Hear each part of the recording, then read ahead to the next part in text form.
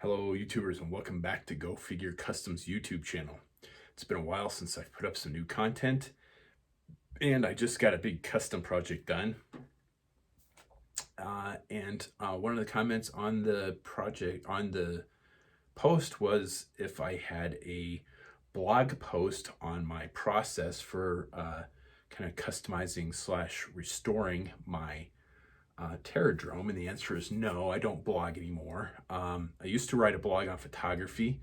That was a number of years ago, and I haven't done that for a long time. I'm not even sure if that's even still around anymore. But I do have several videos on restoration on this channel. I did a video on restoring Cobra Moray, and I believe I did one on restoring a Destro's Demon. Not 100% positive on that, but I know there's at least one on the Moray, and that pretty much goes through my entire process. But since somebody asked and I haven't put up new content for a while, I thought I would do a video on just what went into making this project, because I'm pretty proud of how it looks. I really like how it looks, really like how it came out, but there's not a lot to it. So this is actually something I would consider a fairly easy custom to make. And that process began, so the little back history on the Terror Drome, this particular Terror Drome, my particular Terror Drome, not this particular Terror Drome, but my particular Terror Drome after it became mine. So I didn't have a Terror Drome. I didn't have any of the big vehicles when I was a kid. I think the biggest one I had was the Whale. It's not because we were poor or didn't have the room. I just never asked for the big ones because I thought that was like pushing it too much, maybe, just like being too greedy as a kid and like, I'd really like to have that, but I'm not going to ask for it for Christmas or for birthday. So I never had a Terror Drome, the big four grails. I know people think they think three. They think the Flag, the Defiant, and the Terror Drome are the big three, but I count the General as the fourth grail. And actually, I'll go as far as saying 5 grails, and that's the Mobile Command Center.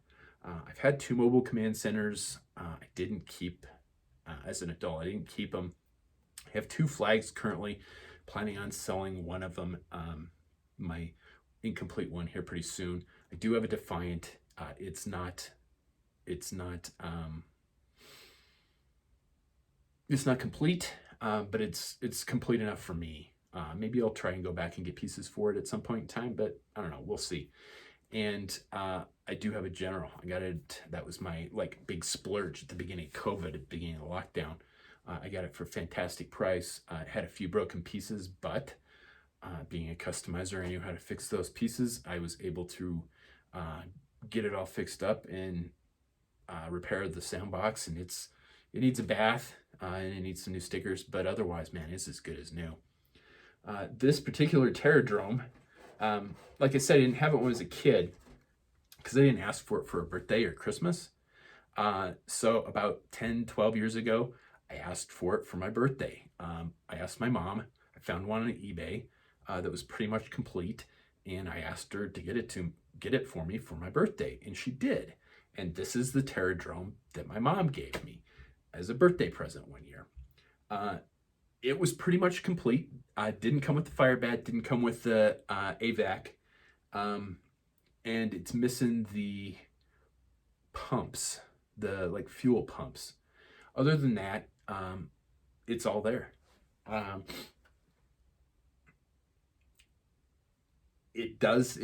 Whoever had it loved it before me, because there's definitely some points in here that's like, ooh, yeah, that's not in good shape. And definitely looking at how the paint laid on this, I don't know if it's the plastic. I'm pretty sure I primed it because I tried to customize this once before and it did not turn out well. I tried to do kind of a metallic silver base, as you see here, with a tan color scheme, because my idea was to make this desert Terror Drome, and I was going to make all these figures for it. I think I ended up making a desert Firefly and a desert like sniper and scout team using the jungle viper, and I tried to make a jungle techno viper and it looked horrible. So I'm like, you know what, this isn't gonna work. So I never got any further than that. I painted it once, and it didn't come out. It didn't. So I left it alone for those many 10 years at least now, because I didn't know what to do with it. And I posted in a few forums, in a few Facebook groups, like, you know, what have you done with your custom Terror Dromes? You know, give me some good ideas for custom Terror Dromes. And there's definitely some out there. Some of the Python Patrol ones are amazing. I've seen Tiger Force ones that look pretty cool. One of the guests on our show, Kobe from AVAX Lab, he does multi-level Terror Dromes, and I actually have parts to start working on my own multi-level Terror Drome a la AVAX Lab, but I never got around to it because it still needs more parts. And there's always something else that I would rather have instead of, you know, parts for this huge custom project that who knows if I'll ever finish.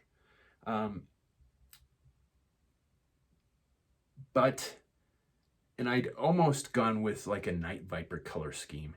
I was gonna do it like black and green, but then I thought, man, getting too clicky again, it is too specific. Then I'd have to make a whole bunch of customs for it. I don't like having my customs loose. I like having my customs carded on the wall because it makes them a lot easier to keep track of and a lot easier to display. And I'm like, display.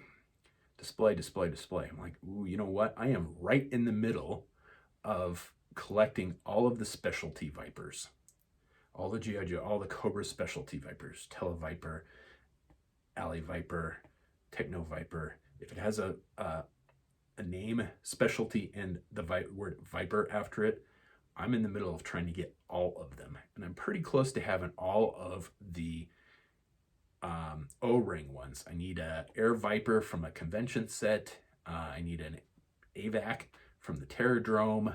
I need the blue Shock Viper from that 2-pack that he came with Serpentor. That was kind of, I think it was an internet exclusive release. And I'm missing one more, and I can't think of it right off the top of my head because today I just threw down for a Python Patrol Televiper, which was one of the ones I didn't have. That might be it for O-rings. Next, it'll be like the Joe versus Cobra ones, so like the Alley Viper 2 and the Neo Vipers, the ones that kind of goofy looking. Those shouldn't be too hard to track down, and then I'll go on from there. But anyway, display. So all of my like favorite 1/18th scale figures are on display on the deck of my flag right now. And I thought, you know what? What if I did customize my Terror Drome so I could display my Viper, my specialty Viper collection on it? And I'm like, okay, that's not a bad idea. So I decided, okay, if I do that, I want Cobra colors. And I thought about just like restoring it to original colors. And I'm like, nah, too bland for me. I need to, if I'm going to customize this thing, I want it to stand out. And I like blue and red. Man, those are the traditional old school Cobra colors. You know, everything was blue and red back in the day pretty much. And I'm like, yeah, you know what? Why not? Blue and red. The only kind of sad thing was since I did the Ramparts red, I wanted to do the Cobra Sigil in a different color because the Cobra Sigils are always red. But I thought, you know what? I'll go back and I'll paint those silver. So this is definitely not done. I definitely have some other things that I want to do to it. And it didn't, I was looking at it really close, and there's definitely some spots that I didn't get painted, that didn't get hit quite well. So I'll probably go back and touch those up at some point in time. So the process for this, my restoration process, I didn't do my full restoration process on this because I didn't have a full restoration process when I got this. So the first thing that I always do is I wash it. This is a pretty hard thing to wash. And I always use like dishwashing soap, specifically Dawn dishwashing soap, because it's what we used when I worked in Louisiana on the oil spill cleanup. They used it to degrease wildlife. So I figure if it's safe enough for wildlife, it's safe enough for a, you know, collector's item, toy type of thing. So I did clean it up, and then I primed it. I'm just sure I primed it. I can't say 100% that I remember priming it, and the way the paint lays on some of this stuff, I'm not entirely sure that the primer that I used either worked or that I did use primer, because what I did end up using was Krylon aerosol spray, and this thing was originally tan from the deck up, and it didn't look good. It was, I mean, if it had been set in a diorama, it would probably look really cool, you know, with like background. But just on its own, it didn't work. It just didn't work. So I didn't re-primer it, and I probably should have, but I didn't. And again, a lot of this, I just want to get this damn thing done, so I didn't re-primer it. Probably should have. Always primer your stuff, always primer your stuff, always primer your stuff. I did clean it up though. I did rewash it and let it air dry. And I did take it apart. So that would be my first thing. Like this, the rampart here is broken. That I had to super glue that on the first time. And I do have another one of the ramparts that all of the tabs are busted off of this thing, so it won't stay clipped in place. So I'm gonna have to glue that in place when I get ready to, well, here in a few minutes probably. Instead of super glue, I'm probably gonna recommend a couple of dots of hot glue to glue these things in place, because if you ever decide that you need to take this thing apart, super glue is not gonna come apart. However, if you hit that area with a hairdryer or a heat gun, you're going to be able to soften up that super glue again and be able to pull it apart. So for something like this, I wouldn't super glue something in place. I would use hot glue, because it's kind of messy to use, but it's not too hard to clean up. And if you need to take it apart again, you can with some heat. So the silver is a Krylon. I couldn't tell you the color. Again, I painted that like 10-12 years ago. The blue itself is Tamiya metallic dark blue or dark metallic blue. They make two different metallic blues. I went with the darker one, and then the red is also Tamiya metallic red. And then the black is, again, Tamiya metallic black. I really wanted to go with a metallic finish on this, and I think it works pretty well. Other pitfalls about taking it apart, of course, are the tabs. Like I mentioned, this was broken when I got it, and so was the other rampart. I did break a tab off of one of the other ramparts, and then on and it spins. I'll talk about that in a minute. On the gun, there is you can see it right here, the where the like support stand goes in.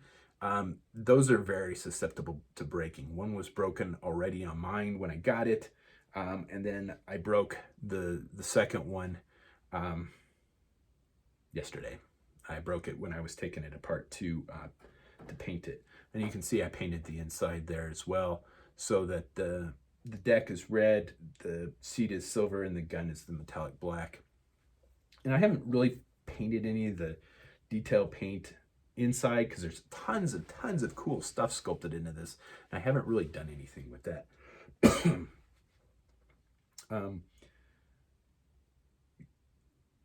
So took it apart, painted it, and then put it all back together. Cleaned it up and then put it all back. Took it apart, cleaned it, painted it, put it all back together. I did seal it, and I used for a sealer, I used, sorry, my throat's dry. I used Mod Podge gloss, just because a lot of the sealant I use is very expensive, and I wanted something that was a little less expensive but came in a good, a large volume, because I was going to use a lot of it. And the Mod Podge works pretty well. I haven't had any scrapes or scuffs from it, and it came out pretty nice. And there's definitely like some of the side areas on this, like right here, you can't see it on the camera, but you can't see that. Yeah, you can. Right above my finger, you can see where it's still a little tan, where the aerosol didn't get. It's not like glaringly obvious, but it'll bother me, and I'll eventually either go back and touch it up. Tamaya makes a metallic blue that comes in a jar, so I'm gonna run some of that through an airbrush and then just touch up some of these things, so I don't have to take it apart and aerosol spray it again.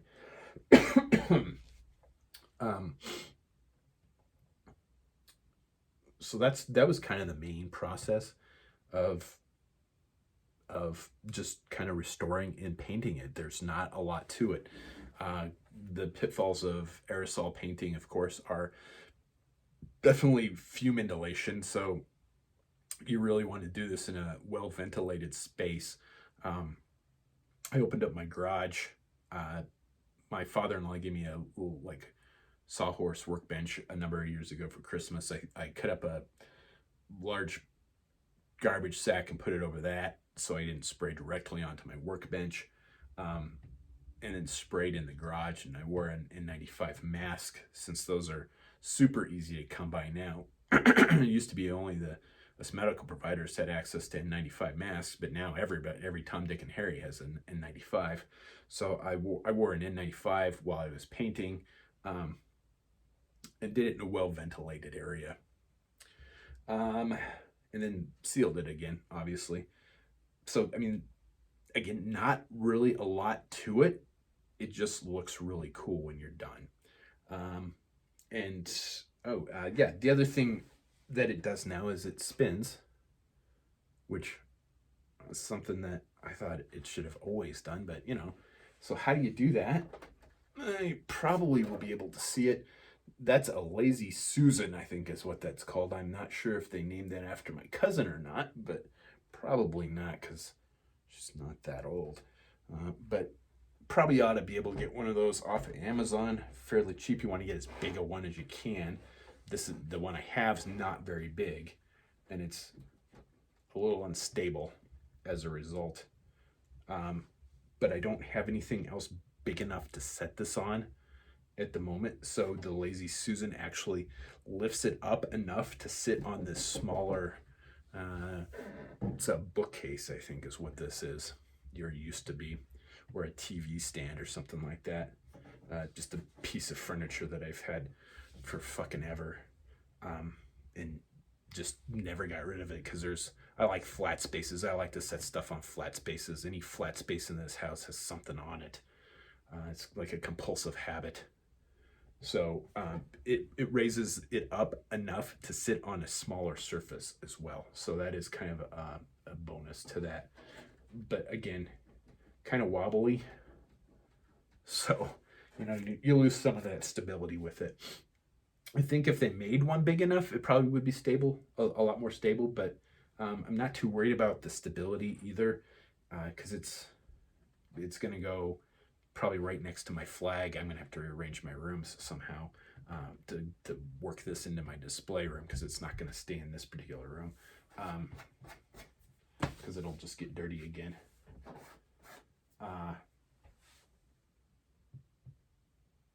Because the figures I'm gonna put on, they're just gonna be on figure stands. In fact, I have my Flaming Moth Frag Viper. So congratulations, Flaming Moth Frag Viper.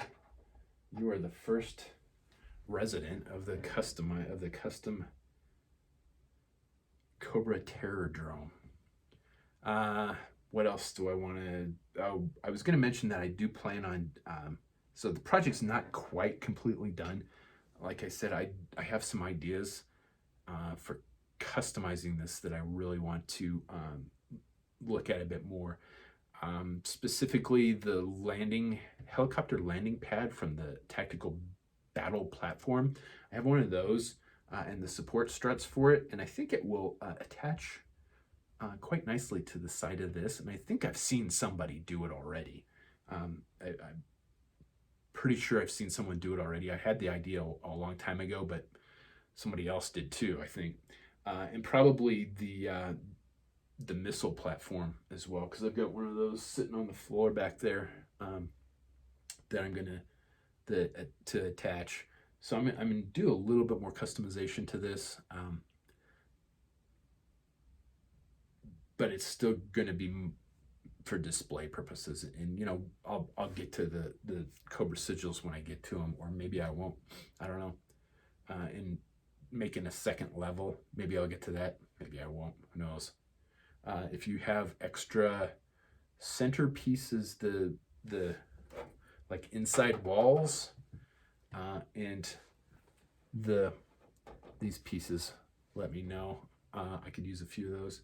And if you're restoring it, watch all of the tabs. Anything pegs into, those things are pretty fragile too. I think that's about the only other thing that I was thinking of is you can see here I'm missing the small caps to the gun, and I'm kind of hoping that somebody's either 3D printing those or casting those. I know somebody's 3D printing them, but he was doing it as a set of all 4 guns, and I obviously don't need all 4. I just need one small set. I did look on eBay, and one cap was going for somebody was asking like $60 for one small cap. I think that's absolutely asinine, but that again is just my personal opinion. I understand how rare they are and how easily lost they are, but holy fuck, $60 for one piece of the Terror Drome. And yeah, I get that. I mean, the fantail railing for the flag routinely goes for $300. So, and I've seen it sell for that. So I know that some of these pieces are ridiculous. And that's one of the reasons I haven't tried to piece together my Defiant, is it's probably missing some highly expensive stuff, and I just don't care. But there you go. I mean, that's the restoration process of this. I'm not really set up to take decent pictures of something like I take decent pictures of my customs, my action figures, but my setup's is not big enough to handle something this size. So probably not going to get some like high def pictures of this until I ever decide to either make a light box big enough for something like this, or buy one, and that probably isn't going to happen anytime soon. But I will definitely take pictures and post pictures as I populate this thing on my Facebook page, my Facebook customizing page. So, I thought I had I thought I had a 25th anniversary Firebat still in the box. I do have one loose, but I thought I still had one in the box because I have a few vehicles still boxed, and that wasn't one of them, unfortunately, because I had planned on opening that and using it, repainting that red in this metallic red, and putting it with this display, but I don't have a second one, and I probably will not bother customizing my original 25th anniversary one, and I'm not planning on buying a vintage Firebat. I did a just like cursory look on eBay today, and I saw an incomplete one for $250 and a complete one for $350, and neither one of them had the AVAC with it. And I was like, you know what? I didn't pay that much for this thing to begin with. I'm not spending even more for just the Firebat. So, especially since it's just going to be a display, if I was like restoring this for like I do some of my other vehicles, like all my other vehicles, I don't usually customize vehicles very often, but I restore them quite frequently. So if I was restoring this, yeah, I probably would save up and get a vintage Firebat, but not for this. If I happen across a 25th anniversary one for cheap, I'll probably pick it up and customize it for it. But beyond that, not planning on doing anything with the Firebat, which kind of sucks because then it's kind of just wasted space in the silo. Then I'll probably put my 25th anniversary one in there just to have something in there. Other than that, I think that is about it for restoring the Terror Drome and painting it. Just be sure and check out my other videos on the YouTube channel here. You know, do all that fun social media stuff. Like, share, subscribe, comment below. But there's plenty of tutorials on primer, restoration. I haven't really done anything on spray paint. Tamiya, I like the Tamiya brand for spray paint. Testers make some decent spray paint. Krylon is kind of hit or miss. I haven't had a lot of problems with their spray paint. I just don't trust their primers anymore after they ruined a project, which I talked about on my one of my videos about primer, which again is another topic. And I believe there should be a video already up on sealants. So be sure and check out all of those. You combine all those things and that'll put you right where you want to be for restoring or customizing anything like this on this scale. Again, it's not difficult. It's just, I was gonna say laborious, which it kind of is. It was kind of it was labor intensive. So I'm right in the middle of working on getting my flight paramedic certification back. So I'm doing like online classes. So I do like 10 minutes of class, go spray paint something, 10 minutes of class, go spray paint something, 10 minutes of class, go spray paint something. And I started this probably yesterday and got it done today. Just make sure that you have enough spray paint on hand because it's a pain in the ass when you run out of spray paint. Luckily, I had paint left over from my Seekers back there because I did ramjet, so I had a little bit of metallic red left, just not quite enough to finish it, but enough to keep going last night. And I also did Thundercracker, so I had a couple cans of metallic blue, the deep metallic blue, which was enough from saving me from having to go buy another can of it. I end up using in toto 4 cans of the small Testers size metallic blue to paint this thing. So if you're looking for an idea how much paint you're going to use, definitely went through 4 full cans of paint.